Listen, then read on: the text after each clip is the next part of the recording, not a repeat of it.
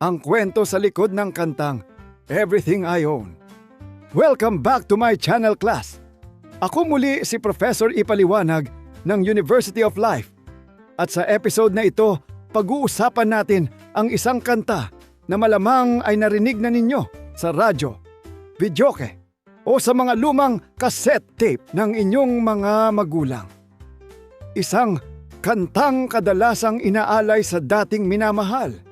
Isang kantang tungkol daw sa isang nawalang pag-ibig o sa isang hiwalayang hindi pa rin nagkakaroon ng closure. Ang Everything I Own. Pero class, may nagsabi na ba sa inyo na hindi para sa totga ang kantang ito?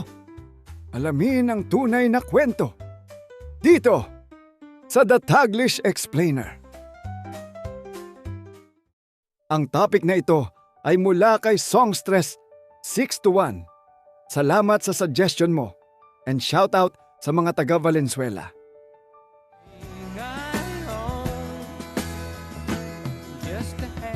Kapag naririnig ninyo ang lyrics nito na I would give everything I own just to have you back again.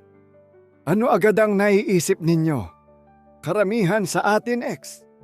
Pero para kay David Gates, iba ang kahulugan nito. Si David Gates ay ipinanganak sa Tulsa, Oklahoma. Bata pa lamang siya ay napapalibutan na siya ng musika. Ang kanyang ina ay piano teacher.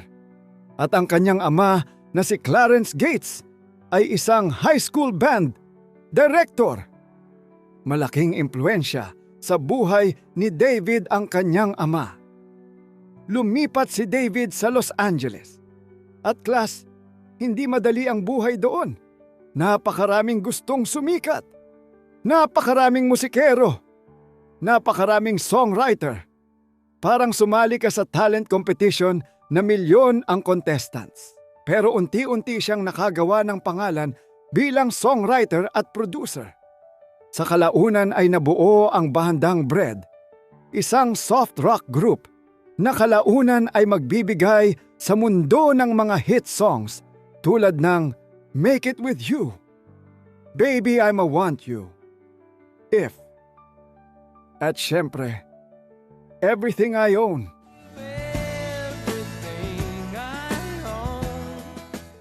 Pero bago pa tuluyang sumikat ang Bread, may nangyaring masakit kay David. Noong 1963, pumanaw ang ama nito na si Clarence. Bago pa nito makita ang pinakamalaking tagumpay ng kanyang anak.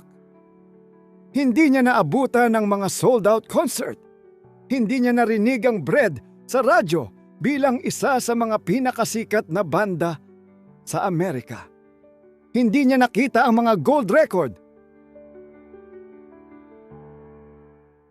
Class, isipin ninyo iyon. Paano kung naabot mo ang pangarap mo, pero wala na ang taong unang naniwala sa iyo?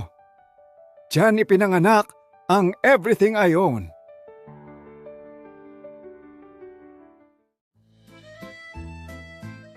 Noong ginagawa ni David Gates ang kantang Everything I Own, hindi niya iniisip ang dating nobya. Hindi niya iniisip ang isang romantic relationship. Iniisip niya ang kanyang ama.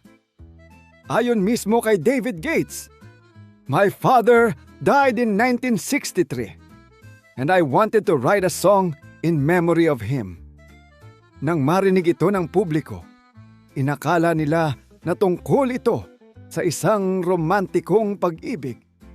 Pero nang iparinig niya ito sa kanyang asawa, alam agad nito ang totoo. Napaiyak daw ito dahil malinaw na malinaw kung sino talaga ang kausap ng kanta. Pansinin natin ang mga salita.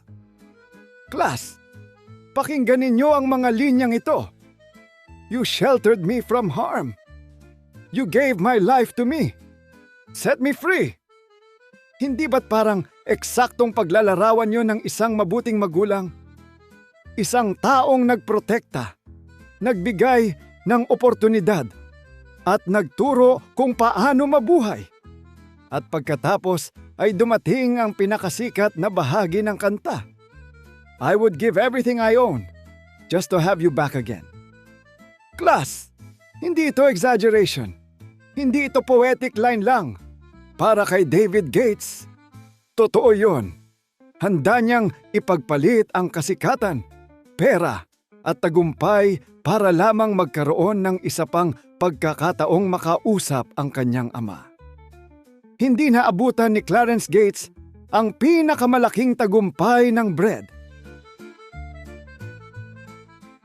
Noong inilabas ang Everything I Own noong 1972, mabilis itong sumikat. Umabot ito sa top 5 ng Billboard Hot 100. Kalaunan ay nirecord din ito ng maraming artista. Kabilang na si Ken Booth noong 1974. Just to have you back again. At si Boy George noong 1987. You gave my life to me. Nakakatawa nga dahil karamihan sa mga taong kumakanta nito ay iniisip pa ring love song ito. Pero para sa mga nakaalam ng tunay na kwento, mas lalo itong nagiging makapangyarihan. Dahil hindi ito simpleng love song. Isa itong liham ng pasasalamat. Isa itong pagpupugay. Isa itong eulogy. Marami sa atin ang may tatay na tahimik lang. Hindi masyadong showy. Hindi mahilig magsabi ng I love you. Pero ipinapakita nila yon sa ibang paraan. Sa overtime sa trabaho. Sa pagpupuyat para sa pamilya. Sa pagsasakripisyong hindi natin nakikita noong bata pa tayo. At kadalasan, dun lang natin lubos na nauunawaan ang halaga nila kapag tumanda na tayo. O minsan, kapag wala na sila. Kaya marahil maraming Pilipino ang naaantig sa kantang ito. Dahil sa likod ng melodiya nito ay isang simpleng mensahe. Minsan, may mga taong hindi natin napasalamatan ng sapat habang kasama pa natin sila. Ang kantang Everything I Own ay isinulat ni David Gates bilang pagpupugay sa kanyang ama na si Clarence Gates, na pumanaw bago pa man maranasan ang pinakamalaking tagumpay ng bread. Bagamat inakala ng marami na isa itong love song, nilinaw mismo ni Gates na ito ay isang awit ng pagmamahal, pasasalamat at pangungulila para sa kanyang ama. Hanggang ngayon, nananatili itong isa sa mga pinakaminamahal na kanta sa mundo dahil sa emosyon at katotohanang nakapaloob sa bawat salita. Ako si Professor Ipaliwanag ng University of Life at tandaan ninyo, class, minsan ang pinakamahalagang tao sa buhay natin ay hindi iyong ipinagsisigawan nating mahal natin, kundi iyong tahimik nating namimiss araw-araw.